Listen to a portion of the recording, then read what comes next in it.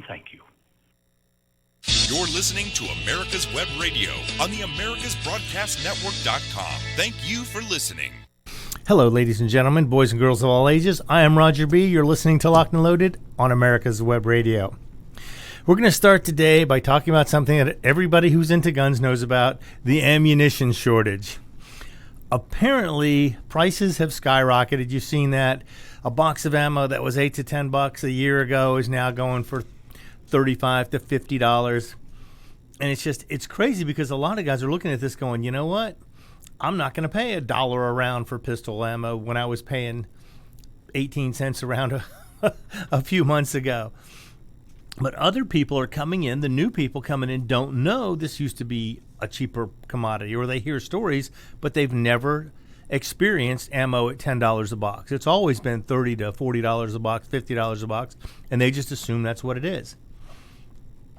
So here's one thing. I got the story about a guy who works at a gun store behind the ammo counter, and he's going to tell us how some of this stuff works, why the prices are so high. Well, for one reason, there is a shortage. They're producing as fast as they can, but people are buying and stockpiling and overbuying.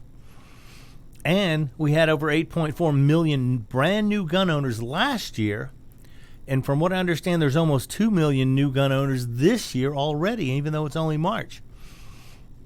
So with 10 million new people buying guns, needing ammunition, it just pushes, there's almost, 1.6 or 7 billion rounds of ammo if they each just buy 4 boxes.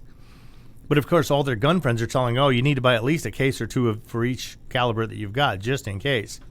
Which, with the way things are going now, it might be a good idea despite the price.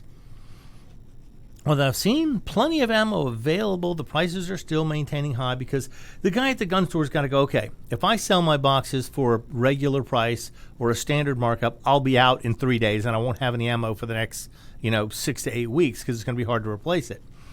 So he's got to make his price high enough to discourage the guy who's going to try and buy up everything at a good price just so he can keep something on the shelves. Now, a little bit of stuff here. If somebody comes in and buys a new gun, they're not going to want to buy a new gun from a place that can't sell them some ammo with it. They're going to want to have some ammo with it. So this guy's got to either reserve stuff for gun sales or price it high enough to where they can, keep a little bit in stock and they can make extra money. Because when the prices fall back down, they may be stuck with inventory at a higher price that they're going to have to sacrifice in order to be competitive in the market. So it's supply and demand. It's like gas prices. When they go up really fast, they mark the prices up even on the old stock of fuel because they have to make the money to buy the new load of fuel that's going to come in. And when the prices drop, they have to drop their prices and they lose money on more expensive fuel they bought. Same thing with the ammunition. And for those of you whining, complaining, saying price gouging, well, you know what? This is how supply and demand works. When it works with you, you love it. When it works against you, you don't like it so much.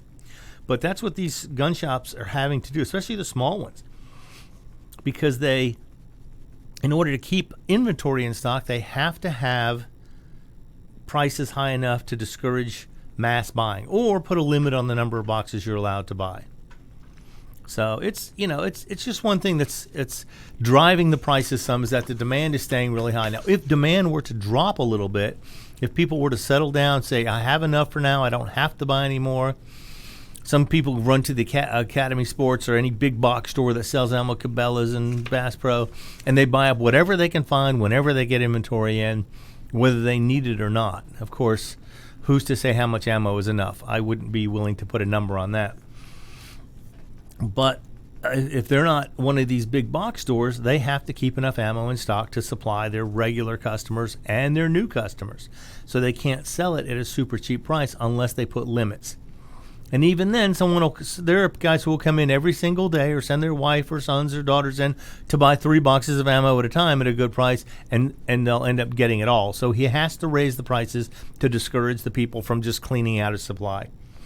That's kind of where they're at. In order to keep something on the shelf, he has to be what some people would call a price gouger, but he's just providing a product in a high demand market, which is exactly how that works. So don't get mad at the guy at the gun store.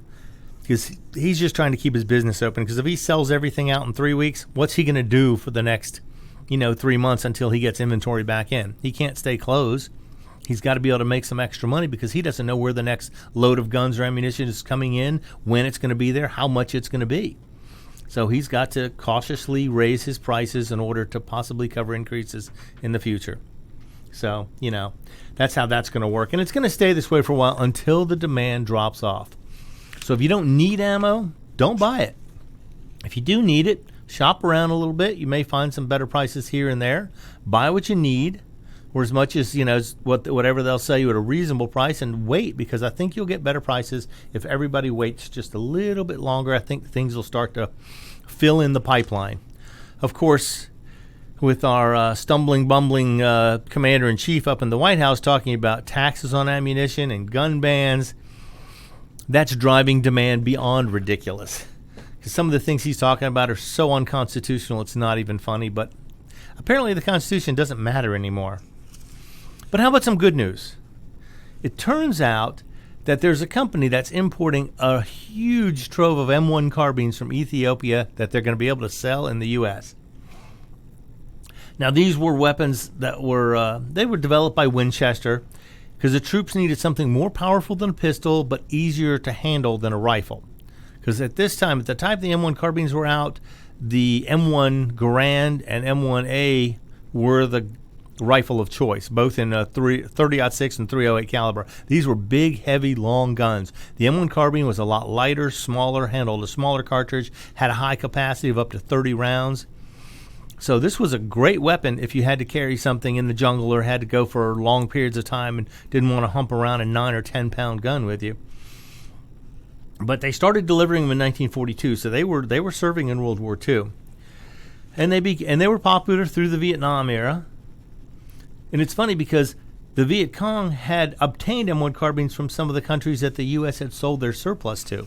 So our soldiers in Vietnam ended up facing our own M1 carbines in some of these battles in Vietnam.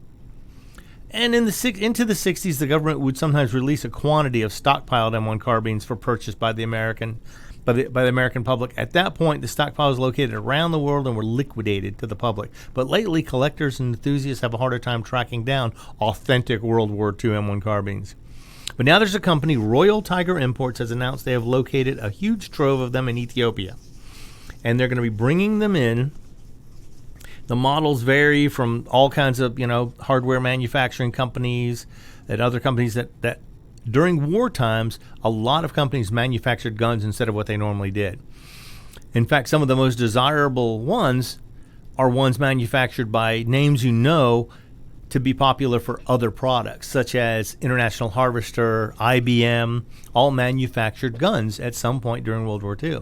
Getting an IBM marked M1 Garand or M1A, whichever one it is, I think it's the M1 Garand and the M1 carbines. Some of them were IBM marked, which is kind of neat because you wouldn't think of them as manufacturing guns in any sense of the word. But during the war, they did. Now, they were able to purchase a number of these weapons and import them into the U.S. They're listing the weapons on their website, RoyalTigerImports.com, starting at $1,000 for the standard one and $1,700 for excellent to unused condition. They also have British Lee Enfield 303s, some pre-World War I rifles, German 98Ks, some Italian rifles made in the 1800s. And most of these are in great shape due to the very dry climate. There was no moisture to damage the wood or metal components. Now, drying out the wood can be harmful, but usually that can be fixed with good furniture polish or some oil. So these are available. Now, to me, I don't know. If they're authentic World War II guns for $1,000 to $1,700, I guess that's not too terrible. Considering they used to be a few $100 each, now they're going for over $1,000 a piece. But they will be available. So if you're interested, you can go to the Tiger Import site, see what they got. They do a lot of importing of surplus arms. So that's something to consider. That's some good news. Now we have to get into some bad news. That's right. The Canadians are in trouble, apparently. They're realizing that their assault rifle ban, that there was his name, Justin Trudeau, was anxious to get into play, is violating all kinds of rules that they thought they wouldn't have to live by. Now, they don't have a Second Amendment in Canada. They don't have protection of their Second Amendment rights. They don't have a Second Amendment probably, or they may have one in their Constitution, but it has nothing to do with guns. They have no gun ownership protection in Canada beyond what the laws will allow, and as it changes, they have nothing to stop it from changing. They don't have a shall not be infringed clause in their Constitution. So the Canadians are getting upset because, and now it's odd to think of Canadians getting upset because they're generally so pleasant. But these people are realizing I've been a legal, responsible gun owner since my earliest days, not a criminal, certainly not the cause of any gun crime, and they're being made the patsy for his liberal government projects. And they're realizing that, you look at like a Mossberg, a 715, which is a AR-15 looking rifle, but it fires a 22 caliber bullet. It's a 22 long rifle. And they're saying, just because it has a high capacity, they're trying to make it illegal. And they took a list of 1,500 guns that look like quote unquote assault rifles, which is just ridiculous because most of you guys know, you put a stock on a 1022 and it can look like an assault rifle, even though the same weapon with a wooden stock fires the exact same way, is just as dangerous or fun to shoot, whichever way you want to put it. And the fact that it looks a certain way, people get antsy if they don't know. They're ignorant. They're completely ignorant of how guns work. So they have a list of, it was 1,500 guns. Now they said the list has grown to up to 2,000 guns as they pick more and more and put them on the list. Now, it's funny because the Canadians, they're upset, but I don't know if they're really going to do anything about this. In the U.S., we had our assault weapons ban, or military-styled weapons ban, from 1994 to 2004. And in 2004, Bush decided, you know what, I'm not going to re-sign that. There's no need for it anymore. Crime has been dropping, and actually crime was dropping prior to the 1994 assault weapons ban. It was dropping and dropping and dropping every year, and it just continued dropping. So, of course, the left is going to sit there and yell, look, the crime dropped from 1994 to 2004. Well, you know what? It dropped from 1984 to 1994 also. But you don't want to talk about that because that wouldn't go with your agenda. But now the Canadians are rethinking, how much of their freedom they have given up by letting the Canadian government take their guns away. And they're beginning to see the ridiculousness of this prime minister they have up there. Now, this prime minister is the one who went blackface to parties for Halloween or in college or something like that, and he thought it was really funny at the time. And at the time, it probably was, because not everybody was offended by every little thing. But now, of course, you bring something like that up, or somebody was to do that, it would be a horrific violation of somebody's rights, and people would be horribly offended to the point of being physically ill, I'm sure. The fact that somebody painted blackface or whiteface or whatever, an actor that portrays another race. Oh my God, how awful, that's terrible, we can't do that. But apparently Justin Trudeau did it, and he's just going to kind of let it fizzle away, trying to explain it away by saying, at the time it was not a big deal, or just kind of ignore it, who knows. Now, there's another thing that happened. Last year, they had record gun sales. And this year, we're on track to break that record again. But here's the thing. A lot of the arms that come into the U.S. are imported. The U.S. imported 6.4 million handguns and long guns in 2020 compared to 4 million in 2019. So it was up over 50%. And they came from Turkey, Austria, Brazil, Czechoslovakia, Croatia, Italy, Germany, and China. And now this doesn't include military weapons or muzzle loaders. Now munitions were coming in just in crazy numbers because, 765 million units. Mexico, Italy, Czech Republic, and Russia for a while. They were bringing lots of them until they decided that we weren't going to import any more Russian ammo or Russian guns. So it seems like a quarter of the guns that we imported last year came from overseas, or were sold last year came from overseas. All right, we're going to have to come back and finish this in a little while. I have to take a quick break. I am Roger B. This is Locked and Loaded, and you're listening to America's Web Radio. The Docs for Patient Care Foundation is your way to join the fight and become a member of an organization created by doctors for patients, dedicated to fighting for your healthcare freedom and preserving the doctor-patient relationship. Get a pen and paper. Write down docs4patientcarefoundation.org. That's DOCS, the number 4, patientcarefoundation.org. Go to our site and please make a generous, tax-deductible donation and join the fight today. Thank you. If you live to serve and want to make an even bigger difference, consider joining the U.S. Army. With training in fields like medical care, linguistics, and engineering, an Army career can amplify your efforts with humanitarian opportunities all over the world. Plus, you'll receive competitive pay and incredible benefits, so you'll be taken care of, too. Learn more at GoArmy.com. You're listening to America's Web Radio on the AmericasBroadcastNetwork.com. Thank you for listening.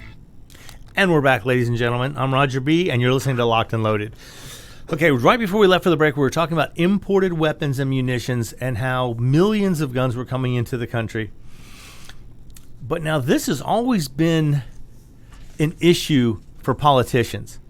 They find it easy to ban imports of weapons because they can either label the country as a bad country to do business with, as they did with Russia, which was, I think, under Trump. He banned Russian imports of weapons and ammunition. Now, so far, he hasn't done anything to say he was going to, but you got to look back. In 1989, Bush banned all what he called assault weapons from outside the U.S. And this was a Republican ban that went in place in 1989 after a shooting in Stockton, California. And it's crazy because after these shootings, these people automatically assume the guns are to blame. Unless, of course, a policeman shoots somebody. Then, of course, all policemen are bad and the gun has nothing to do with it. It's like our shooting we had back in Boulder, Colorado a week or so ago. It's funny.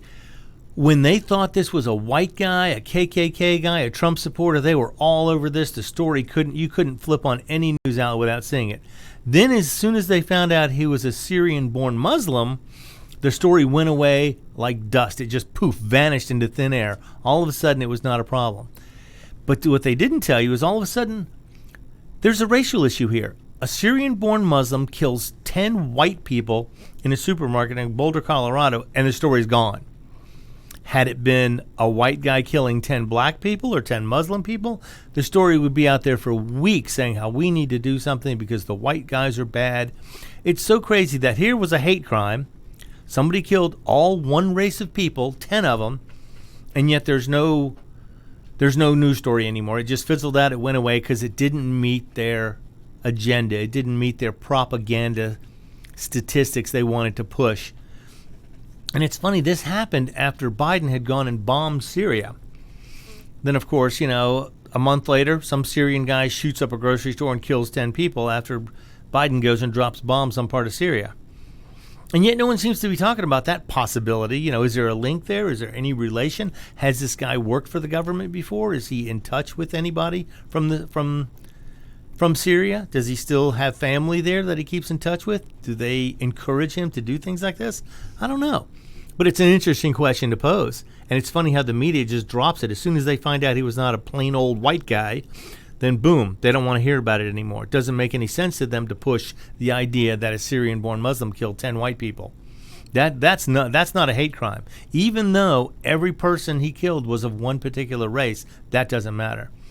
The media is so crooked, they lie so much, they push propaganda on all their agenda so often that people can't even tell the difference between real news and propaganda. They're being lied to constantly, and a lot of people cannot tell the difference. Get out there, folks. If you're listening to one news source, you're being blinded. You're going through life with blinders on. You're not seeing all sides of the story.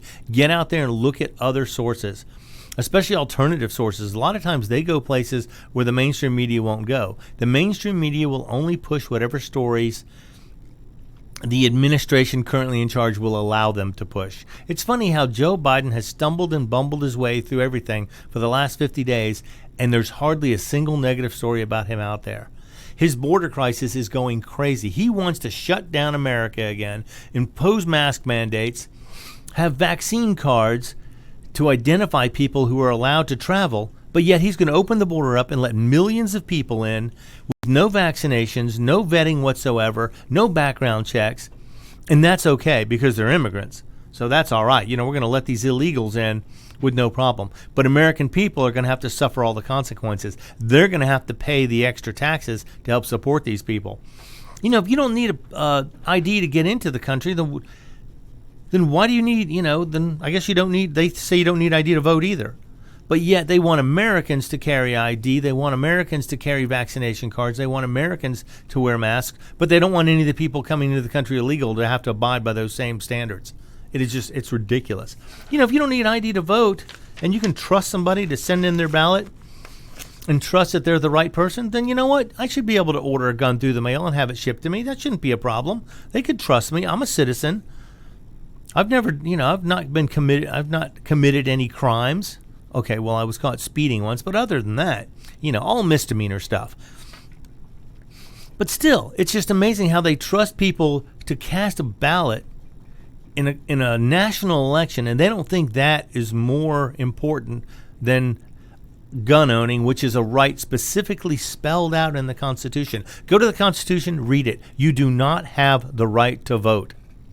And I don't care. You can say you do, but you do not. You can't show me a clause in the Constitution where you have the right to vote. Now, you do have the right not to be discriminated against in an election based on gender, ethnicity, religious beliefs, whatever, political beliefs. You cannot be discriminated against in an election, but there's nothing in the Constitution that says you have a right to vote in national elections at all, or state elections for that matter.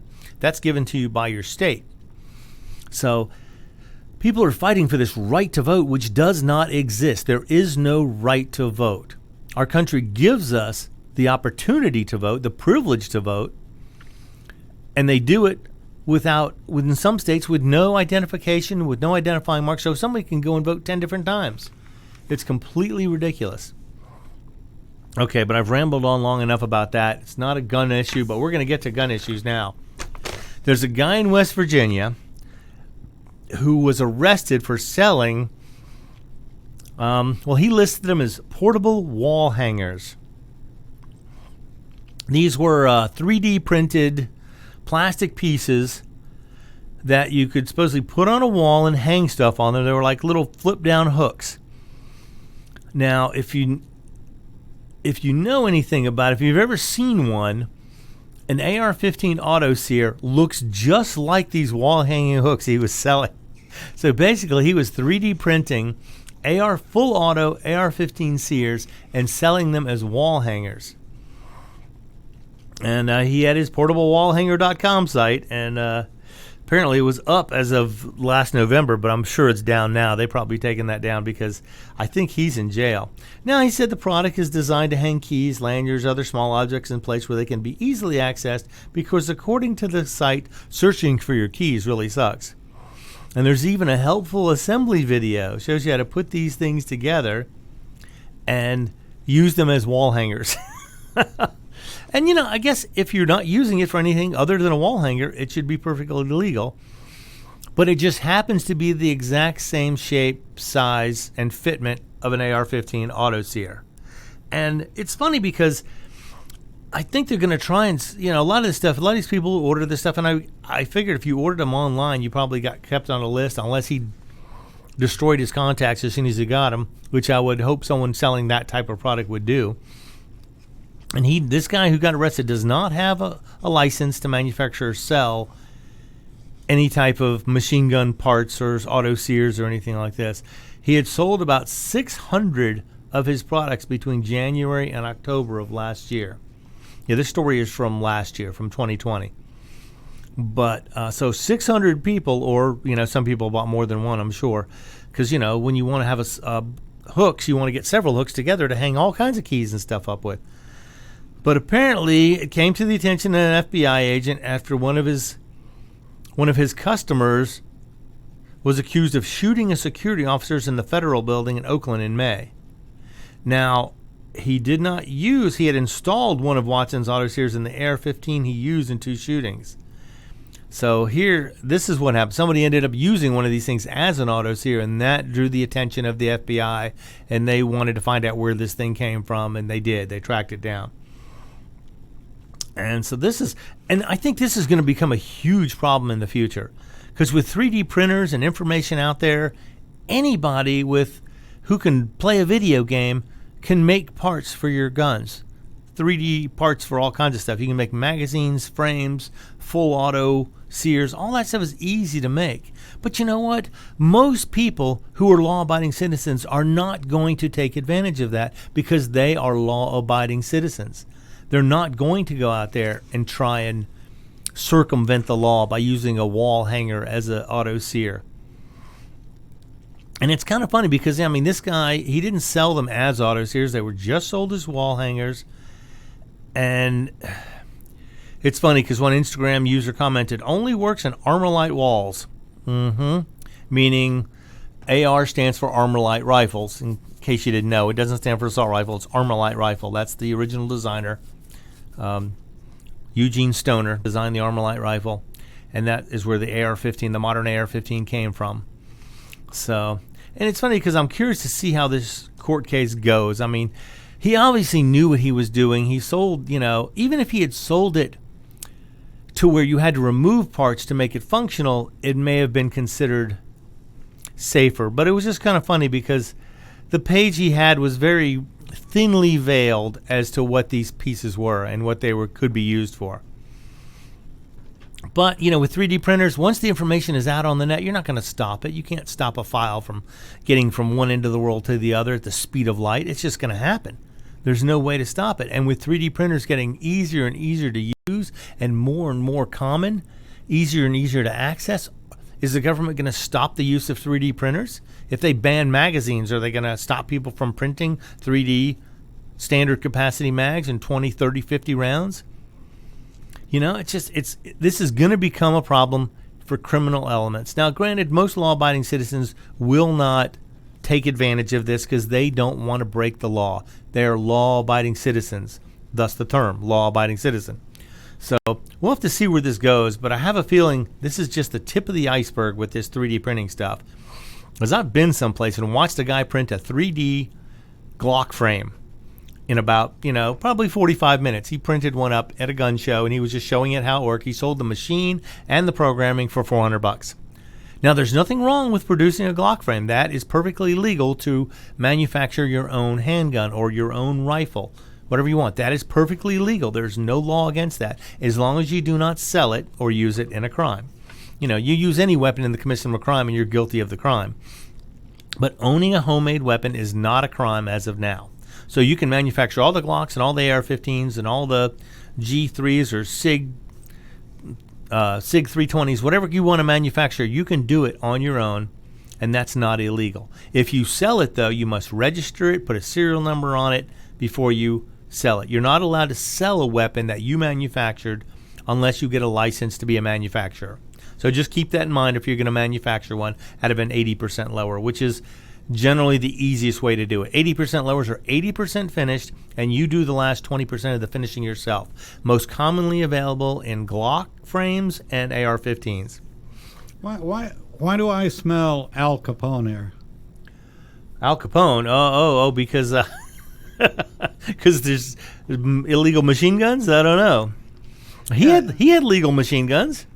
Yeah, sure. They were legal back then. They were stolen, but other than that, they were legal. Yeah, they were legal to own at the time. Yeah. I mean, at the time, a Thompson machine gun was about $200. But, you think a criminal element seems to be able to figure out any way they think they can make a buck doing something. So you don't think these won't be made in people's basements and sold? Oh, yeah. On the street like crazy? Oh, they'll be readily available. It'd be so easy because if you've ever seen an AR-15 auto sear, it's about 1.5 inches by 1 inch by 1/2 inch wide. That's all it is, and it's got a little pivot on it. It's extremely easy to manufacture. And even so, you could pull a spring out of an AR-15 and use a zip tie and make it full auto. It doesn't take much. But like I said, law-abiding citizens are not going to go out of their way to break the law, unless they feel like the government is breaking the law and they have to put them back in place. That's where tyranny comes in. If you have to fight tyranny, then some of the laws go out the window. Yeah. And it better be a big one, though. Yeah, let's hope it doesn't come to that. Let's hope we don't end up having to fight tyranny in our own country. other than showing up at the polls and voting. Let's hope that's the way we can fight tyranny from here on out. I hope it doesn't come to anything beyond that. Certainly don't want violence. We're going to have to take a break here, Mr. B. All right. So we'll be back right after a few words from somebody. This is David Donaldson with the Atlanta Healing Center, conveniently located in Lawrenceville, Georgia. At AHC, your success is our goal. Addiction recovery is about more than just not using. It's about becoming a whole person and addressing all aspects of your physical, psychological, and social needs. Please call us at 770-696-9862, or you can reach us on the web at www.atlantahealingcenter.com. If you live to serve and want to make an even bigger difference, consider joining the U.S. Army. With training in fields like medical care, linguistics, and engineering, an Army career can amplify your efforts with humanitarian opportunities all over the world. Plus, you'll receive competitive pay and incredible benefits, so you'll be taken care of, too. Learn more at GoArmy.com.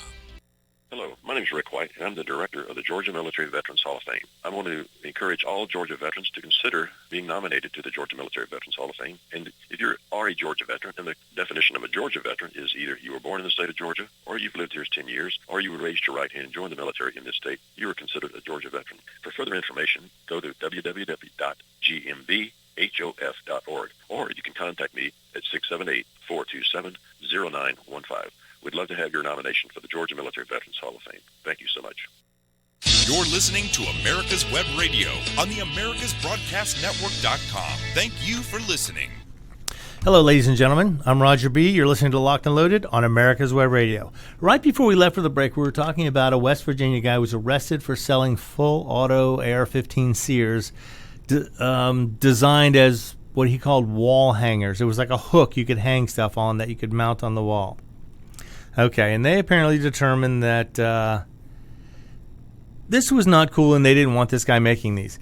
Now, in another story, this is from March 17th, this is from this year, the ATF arrests a Florida man for selling metal drawings of a full auto lightning link, is what he called it.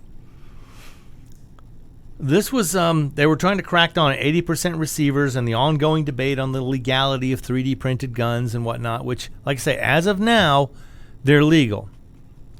Assuming you're allowed to own a gun in the state you live in. If you are not allowed to own a gun, you cannot manufacture one. Well, you can, but you should not. But if you're a criminal, you're not going to pay attention to the laws. Now, this was, he made a little, he called it an auto key card. And, it was a metal credit card that had been laser engraved with the outline of what he called a lightning link. And according to the page, it was a 3-in-1 bottle opener that sold for $109. And the product description clearly says, do not cut or alter the artwork in any way. Describe the item as a business logo card. Great conversation piece, artwork, and novelty. You may not use our products for any illegal or unauthorized purpose, nor may you use them in the service to violate any laws in your jurisdiction. But this was not enough to protect the guy from getting arrested, because it's a violation, and he didn't actually manufacture them. He just printed the outline on a metal card. He basically drew a picture on it and showed somebody what they could cut out in order to make something. You could cut this thing along these lines and make it into a device to convert it to an AR-15 to a fully automatic machine gun, which is illegal in this country for anything manufactured after 1986 due to the Hughes Act, which probably should never have been passed. But anyway, it was a little metal card. If you go look at this thing, if you find the story on this, it was interesting because he just laser etched it, and you would have to grind it out of the metal card he sold. And this was a thin metal card that would fit in your wallet because it was also a bottle opener. But they said because the users could cut the metal out along the engraved lines and then use the device to convert it, anybody in possession of one of his products is in violation of federal law. Now, even if they hadn't cut it out, even if they just had a card in their wallet, they could still be prosecuted for having machine gun parts, even though it's not a machine gun part, it's just a piece of metal with a drawing on it. So I think they're really stretching this one. I mean, granted, he knew what he was doing apparently when he put them out there, because no one would pay $109 for a card that has an etching on it. For a steel, even a stainless steel card that has an etching on it, it was very expensive. But people who knew what it was thought, oh, this is a cheap way to get one of these. But again, you're ordering stuff online. They're going to come get you and ask you for it back. Hopefully you haven't cut it out and made it into a full auto sear. Otherwise, that's a $250,000, up to $250,000 fine and up to 10 years in prison. This is, like I say, this is the same one same idea as the guy who was selling wall hangers, although the wall hangers were already completely manufactured. All they had to do is drop in. There was nothing to this. Here you actually have to do some work yourself. You have to cut this thing along the lines that were etched into the metal, which might seem like a bit of a stretch. I mean, anybody can look it up and see what it looks like. Like I say, it doesn't take much to do it, but most law-abiding citizens will not. And it's funny because now they can say, if you draw a picture on a piece of metal, is that a violation of ATF law? If you show somebody here, if you cut it along these lines and draw with your magic marker on a piece of stainless steel, are you making a machine gun? Is that all it's going to take? It just seems like they're really stretching with this one. The wall hanger thing I can understand because they were functional right out of the box. This, you actually have to violate his company policy and violate the law and manufacture a part yourself that you're not supposed to have. So I'm curious to see where this case goes if I ever find any more story on this. But it'd be so easy to just say, oh, well, that's a piece of metal. You could turn that into an AR-15. Oh, but it's just it's a sharpened credit card. It's just a knife. Oh, but you could turn it into an AR-15 auto sear. And then they draw it with a magic marker on there and go, see, all you have to do is cut it along here, and then it's an auto sear. Well, who knows? Like I say, it's going to get easier and easier. The technology is catching up so fast with what we can accomplish by running either, metal machine shops, or 3D printing is one of the most amazing things to me. I see guys make all kind of very intricate pieces and parts with 3D machines, and it's so simple and it's so inexpensive and so easy to do. I bought a loader for my little Ruger pistol that just pulls the magazine buttons down without using your thumbs, and he sold them for $1 a piece, and he was 3D printing them. And it was great because it was a perfect, it didn't violate any rules or laws, of course. It was just an assist mechanism to pull the magazine spring down on a Ruger 22 pistol, the Mark 1 through 4s with the little buttons. If you have one, you know what I mean. They can be hard on the thumbs if you're loading more than a couple of those. But now, what about other lawbreakers? Do you think the police or the ATF or the FBI would be as interested in catching them as they would these guys who are manufacturing parts or outlines of parts on pieces of metal? That's the crazy thing. I mean, he didn't even make a part. He just drew an outline of it on a piece of metal, and they're saying he was making machine gun parts, when it would actually require the customer to cut it along those lines precisely to make it function. Roger, you've brought up an interesting point here, in that they're trying to, the idiots in Washington are trying to hold manufacturers responsible for a shooting or whatever. Right. I mean, it's as crazy as it can get. But my question is, who are they going to hold responsible for the one that you make on your 3D printer? Well, that's funny you should ask, because they went after some customers who had purchased. There's a company called Polymer 80, and they sell 80% finished Glock frames. But they sold them with a kit that you could basically complete the whole gun. Once you got, once you got your milling done on the plastic frame, they sold a kit where every other part was included with it. But you had to do the manufacturing, which was not illegal to sell the unfinished frame, but when you sold it with all the other parts, they were saying that was too close to being a gun. So you had to buy your parts from different sources. I mean, it either was an 80% frame or it wasn't, but they said when it came with all the extra parts, they were calling that an illegal gun because it was too easy. It's like, well, there's nothing said it has to be difficult to do it. It just can't be more than 80% finished. Okay, so I get an 80% finished frame. Right. Can through the 3D printer, can you print the rest of the parts? No, you don't have to even print it. Well, okay. Doesn't even usually, you just ground off a few pieces here and there, install the parts that come with it, and boom, you have a frame. You don't have to 3D print anything. Oh, okay. Yeah, you can manufacture this just with a Dremel tool. It's funny because they put extra plastic in to fill in spots, and you have to just drill that extra plastic out, drill the holes in it. But it comes with a jig, so you put it in this jig. It shows you where to drill the holes, shows you what to take out of it. All the instructions are included. And you can do it with a Dremel tool and a drill. That's all it takes. It's not very difficult to do. It's just, it's a project. It's like someone who wants to build their own can do it. Now, the AR-15s are a little more difficult because they require, if you're using a metal lower, it requires removal of a good bit of aluminum. But again, there are jigs you can buy which show you where to drill, how much to drill. They even come with the drill bits and milling ends. So all you have to do is buy the kit, and you can manufacture as many as you want. You buy the jig with the drill and milling tools. You just throw one lower after another and mill out all the metal that's not necessary. It's that simple, and then all the parts just drop in. It's very simple. If you have a drill press, it's even easier. There you go. Well, there you go. You can start manufacturing your own weapons legally as far as of now. Like I say, they're talking about making quote-unquote ghost guns illegal.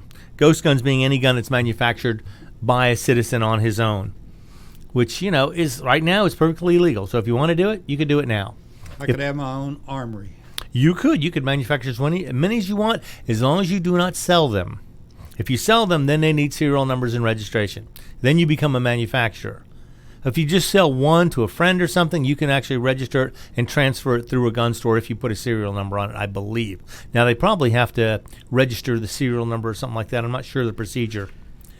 But I'd probably not manufacture anything in order to sell it. I would just do it for my own purpose, just to know I could if I wanted to. Okay, I manufacture the first one. Will you go test fire it for me? Absolutely. I could look at it and tell if it's going to work or not. Oh, okay. It's funny because the lower part of the AR-15 is not the stressed portion. The upper part is the part that's got the stress and the pressure on it. Because a lot of the AR-15 lowers are made out of plastic because they don't have to be that strong. All they do is hold the trigger assembly. But all the pressure is in the top part, the barrel, the bolt, all that stuff is what takes the pressure. And even if it were to be weak, it might crack the frame, but it's not going to explode in your face or anything like that. It's not going to have any sort of issue like that. You will be safe firing it. But it's funny because they can, manufacture these things out of plastic and they function. They function well.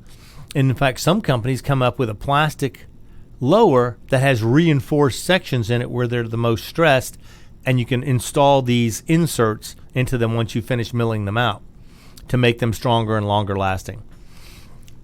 But, you can also manufacture one out of aluminum if you have a drill press and you buy one of the jig kits. So American ingenuity is awesome. They will find ways around almost anything if you give people enough time. They will find a way to do what they want to do. That's why this country is so great.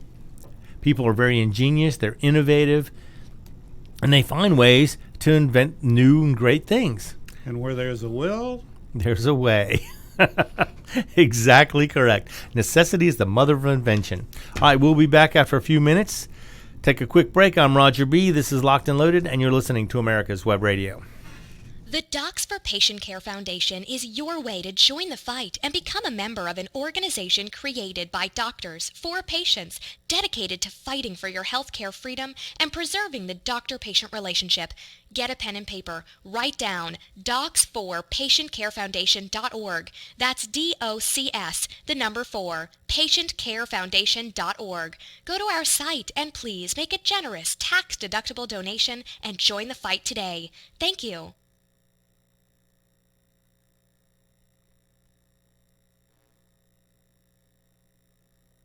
Whether cruising the strip in a 57 Chevy or taking the family on a vacation in a 71 Oldsmobile Vista Cruiser, you need to tune in to Classic Cars with Steve Ronaldo and Jim Weber every Saturday from 8 to 9 a.m. on americaswebradio.com.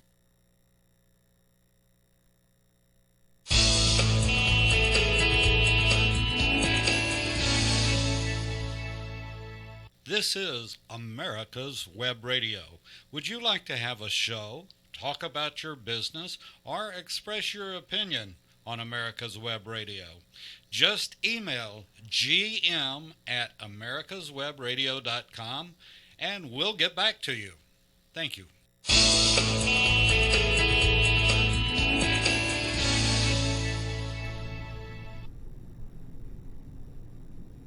And we're back. I'm Roger B. This is Locked and Loaded, and you're listening to America's Web Radio. Right before we left for the break, we were talking about manufacturing pieces and parts, manufacturing your own weapons, which is perfectly legal. But what about things that are not legal? Apparently, a BLM mob, the Burn, Loot, Murder protesters, mobbed a store in Rochester, New York, shutting down a Wegmans, trapping over 100 people inside the store because they had to close the doors because the Wegmans didn't want the mob to come into the store and start destroying things. Didn't want them to burn and loot and murder their store, which I don't blame them. You know, start burning and looting and murdering somewhere else. And this is in Rochester. These people were just grocery shopping, and they got trapped by a mob protesting. Apparently, some guy was shot committing some crime, and because he was black, the Burn, Loot, Murder crowd decided they were going to say his death was unjustified. And that's up for a court to decide. So we'll have to see. And this was with the Rochester Police Department. Now, I know a lot of you guys are thinking, oh, well, you know, that's up in New York. That's different. But what this shows is that even in a smaller city, if something happens, the Burn, Loot, Murder crowd and the anti-American fascists can start protesting, can start mobbing stores, can start trapping you places you don't want to be trapped. So these people were just out shopping for groceries, and they got trapped in a store by I would say a protest group, but it wasn't a protest group. It was a rioting crowd. They were walking down the street saying, "We're shutting stuff down," but they didn't say stuff. But so they were intentionally trying to close stores down. They were intentionally trying to cause a disruption. They were intentionally trying to bother people or trap people where they were. And they were setting up, and people had cars that were following them, bringing them supplies and whatnot. This was an organized attack on the people of Rochester. And this goes to show you, no matter where you are, if you think you're safe, you might not be. What if you were in your local grocery store at 7 o'clock in the evening after work, you stop to pick up a few things, and a mob rolls by, shuts down the store, and you're trapped inside? Or what if they break into the store and start trying to commit violent acts against the people who are there? Are you prepared for this? You know, everyone thinks they're going to be safe in their own home. They're going to be safe in their own neighborhoods because their neighborhood hasn't been the victim of violence as of yet. But it looks like these guys they're spreading out. They're going to places where they normally don't go. They're going unchecked. The police are not doing anything to stop them. They're letting them protest because of I don't know if it's because they feel like it's a racial thing and they're going to get in trouble if they try and stop protesters. I keep saying protesters, and I mean rioters. Because if they were just protesters, they'd be marching down the street, not trying to harm people. They wouldn't be trying to, destroy things or break into places. But it's funny because people think they're going to be safe in their own neighborhoods. That's where they feel safest. And sometimes that can be the most dangerous place because you're at your most relaxed. You have to keep your situational awareness up. Always. If you carry a weapon, don't think, I'm just running to the grocery store for a minute. I don't need it. Put it on. Take it with you anyway because you never know when something is going to happen. You never know when you're going to run into a crowd of rioters in the street. And if you're not able to turn around and get away, which is my first instinct always. If I see people blocking the road or having a riot, I'm going to try and leave. And I suggest anybody who runs into that do the same thing. The best way to win a fight is not to be there when it happens. Because right now the way judges are ruling on these things, you're going to be in trouble no matter what. Even if you're completely in the right, if you're completely within your rights, if the Constitution and local laws protect you, you still may be prosecuted for a crime if you defend yourself against these rioters. So be aware of that. Be careful of that. Don't think just because you're right, you're not going to get in trouble. There was a gentleman who was defending his property and himself against anti-American fascist protesters, the Antifas, and he got arrested because he had a weapon and he was defending himself. Now, I think they let him go after a day or two with no charges filed, but still, he was the one who was arrested, even though these people were attacking him. So be aware, you may be in the right, but you still may get yourself in trouble because the local law enforcement and local judges are ruling in favor of the rioters almost every time. They're letting them out of jail, letting them out on bail instantly, even if they've committed violent acts or committed violence against the community. They don't seem to care. Now, this may not be the same everywhere, but it's looking like it's headed in that direction. Because Rochester's not a huge city. It's a relatively small city in New York. If it was New York City, I'd say, well, that's just how things go in New York, L.A., Chicago, Atlanta. Things go like that. But in a smaller city, you wouldn't think they'd have this kind of violence, but apparently it's spreading. And even though they told us if we voted for Biden, the riots would go away, they're not. Portland, Oregon is still on fire. They're still burning stuff up. They're still rioting every other day. So be aware that no matter where you go, you could find yourself in a situation where you may need to protect yourself. But always do so cautiously and try and take the easiest way out of a situation. Don't try and confront anybody. If you can find a way out, go. Don't try and cause a problem that's not there. If you can get away with your family, your property, your car, go. Get out of there. If you see it ahead of time, turn the other way, turn around if they let you, and get out. If you can't, then you're going to have to make a decision as to when the situation becomes threatening enough to where you have to threaten back. And like I say, do it cautiously, because these judges and prosecutors are usually ruling in favor of the rioters. It seems like the whole law enforcement system has gone backwards now. Instead of protecting innocent citizens, they're protecting the people who are committing the violence. They're the ones who are not going to get in trouble for doing this.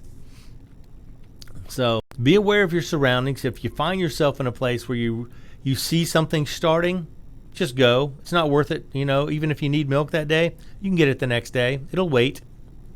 But if you find yourself trapped in a store and violent people are coming in trying to burn stuff or trying to attack people, then you may have to stand up and defend yourself.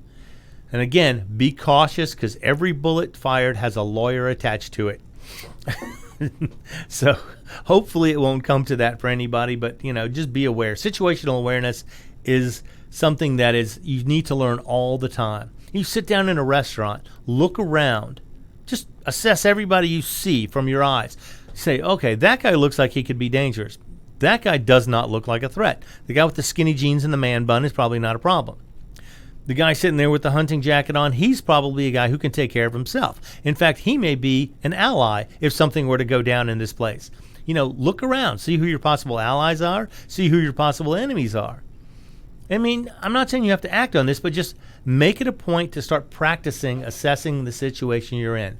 Find out, take a look around, look at cars in the parking lot even. Look around and say, okay, which one of these cars would I be most likely to find a gun in? Which one would I be least likely to find a gun in? The hybrid Lexus. Yes, of course. But and the pickup truck with the gun stickers in the back? Yes, that's the one you're going to look for the gun in if the situation demanded it. And that's something, too, on your own vehicles. Don't sit there and put stickers on your car that identify, where your kids go to school, that you have guns in your house. Things like this everyone wants to be proud of what they've got, but be aware that gives away information to people who are meaning to do harm. So don't tell them where they can find you at certain times of the day. Oh, you're at rugby practice every Tuesday and Thursday. So they know your house is empty, because, they know that particular rugby team meets, or they can look it up online and see that school's rugby team meets on those days. That's a good day for you to be gone. If they only see one little stick figure child on your car, they know you and that kid are going to be gone on those days.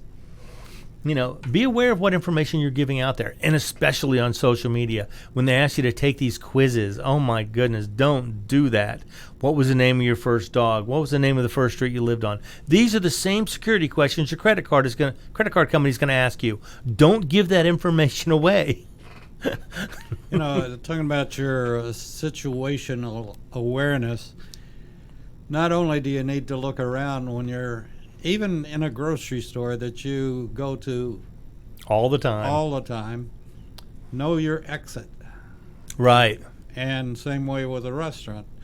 Find the other exit, not the door that you came in, but the door you can get out of. Very good advice. Know where the emergency exit is. Just in case, even if a fire breaks out. Sure. It doesn't have to be violence from a person. It could be, a natural disaster, a flood, a fire. What's another way out of there?